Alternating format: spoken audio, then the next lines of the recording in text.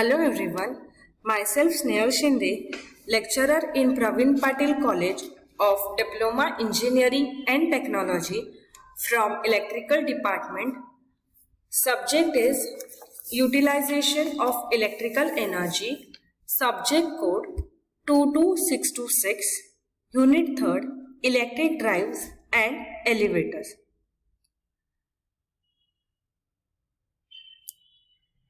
Factors on which shape and size of the car depends. So the purpose of elevator is to carry the passengers or load in up or down vertical travel.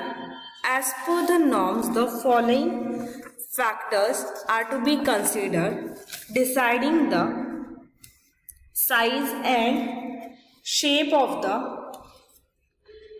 elevator car. So shape of the car should such that accommodate the passenger, be convenient to convenient, so the shape is wide front and shallow depth. Shape also depends on the constraints of the space of the building available. To accommodate the car are mechanisms thereof. The wide door openings saves times of loading, unloading passengers, goods on the respective floors. Prior to design the size, the following norms are taken into account.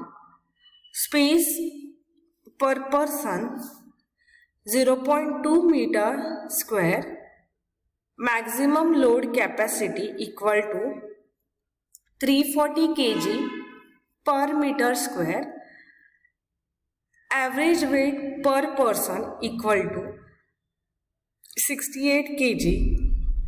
So on the entry, once the size is decided, the board is displayed, only percent allowed.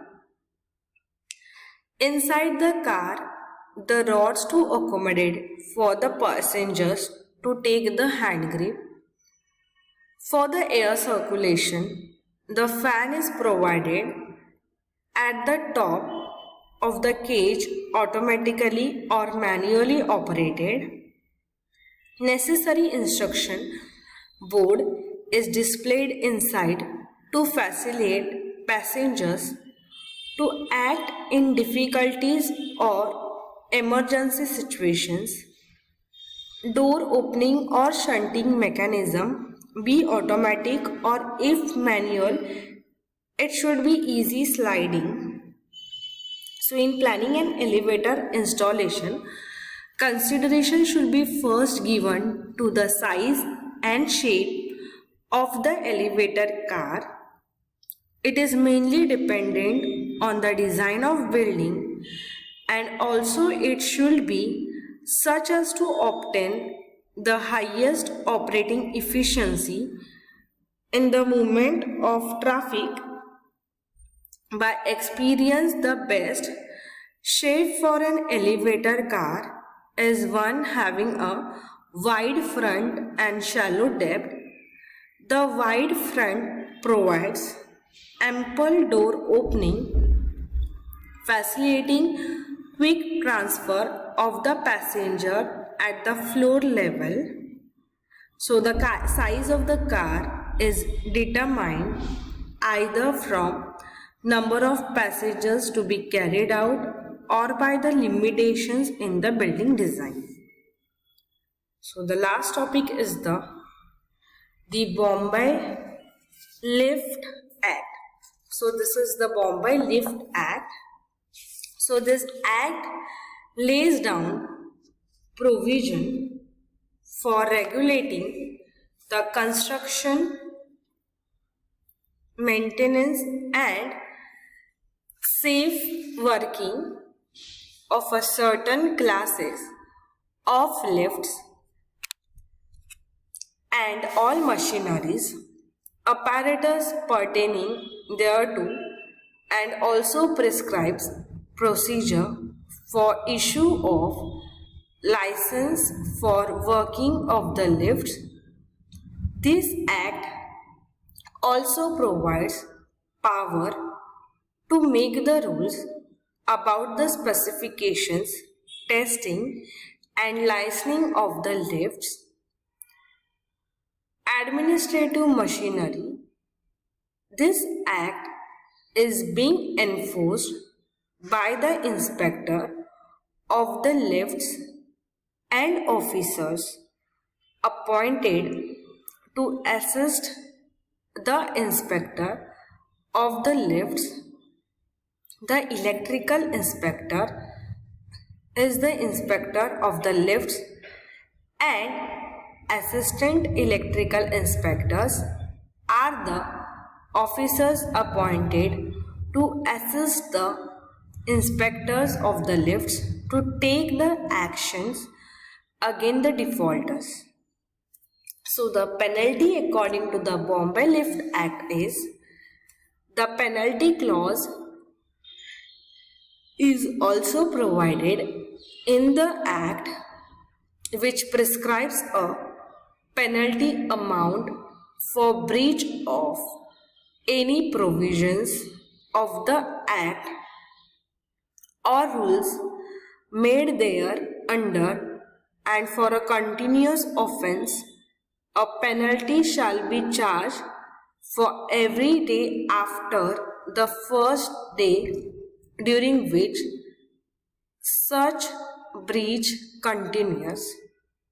The inspector of the lifts inspect life installed in any building located except the building maintained by PWD and MES to check whether the provisions of this Act and rules made there under have been compiled with and issue notices to the defaulters for the rectification of the defects, if any, and also issues license or NOC to those lifts which are adhering to the provisions of this Act.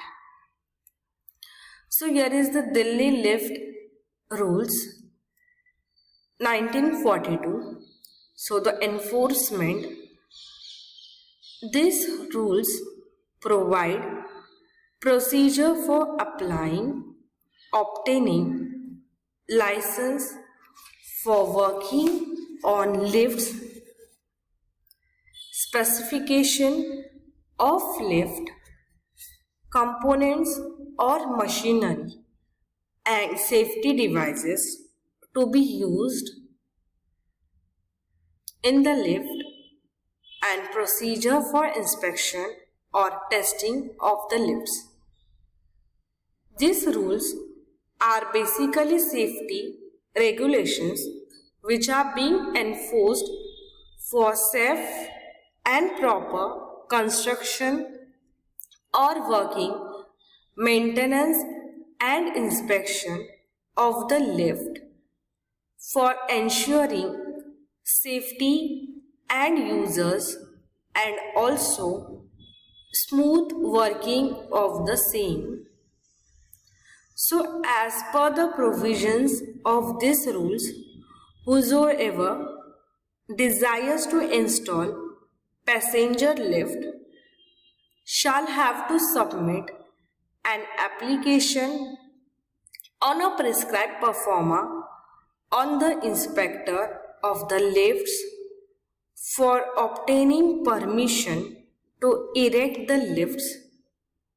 On receipt of the application, the designated field staff visits the site, and if the same is found suitable for the erection of the lift,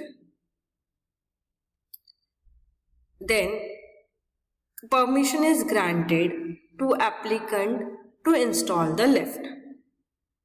On completion of lift, the owner of the lift shall inform the inspector of the lifts on a prescribed form along with the license fields varying depending upon the speed of the light. On the receipt of such application, the inspecting staff inspects the electrical installation of the lift, its layout, safety mechanism and safety gears to see whether the provisions of Lift Act or rules and the guidelines laid down in the relevant Bureau of Indian Standards have been complied with.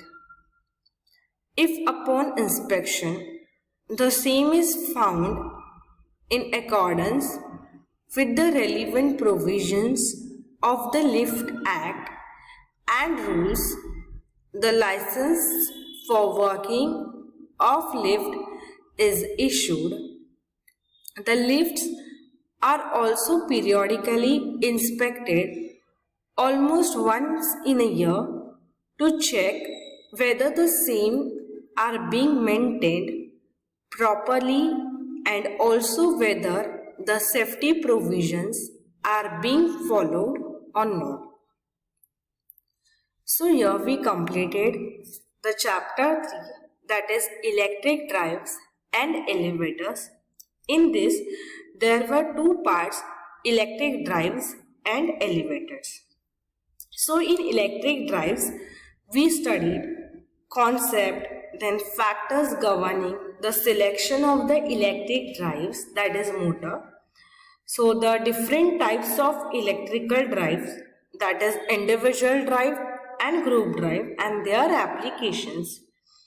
And we have also seen the mechanical features of the drives, its purpose, types and application of various types of enclosures. Then transmission of the mechanical power, direct and indirect drive, belt, rope, chain, gear, vertical drives and its application, bearing and its types and application, size and rating of the motor, its definition of the standard rating as per IS. Then we have seen the load cycles, its concept with the graphical representation. Then again we have seen load equalization, meaning its methods and condition of the load equalization through the flywheel. Then the next concept was the braking.